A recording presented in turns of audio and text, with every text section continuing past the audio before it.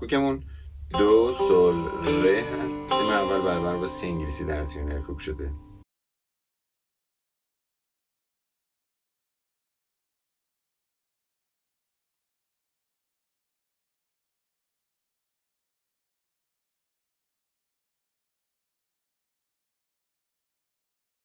در این قطعه سی بمول و میکرون داریم.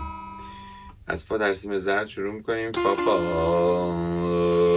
سول لا دو دو سی لا سول فا لا سی. اشاره به لا میکنه. سی لا سول لا سی لا سول لا سی لا سول لا سی لا سول لا سی.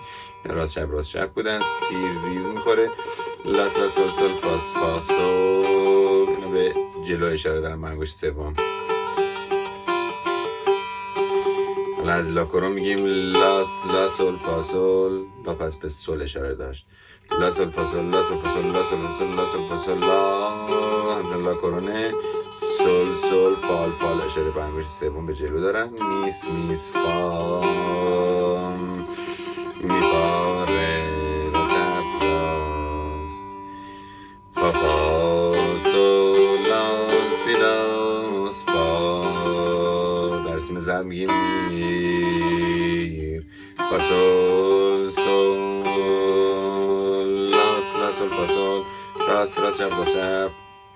لام که کرون شده. لا سول فا سول لا سول فا سول لا سول فا سول لا سول سول فال فال میس میس فا مثل قبله.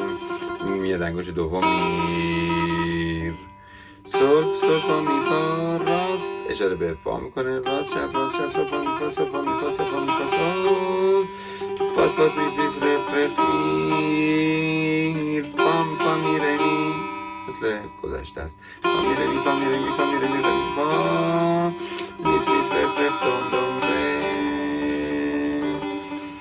فا انگشت اول فا سول لا و سول فا. اینجا لا بکار هست. راست چپ ریز اشاره به سول میکنه. سول فا راست چپ سول فا می با اینجا ریز راست چپ فا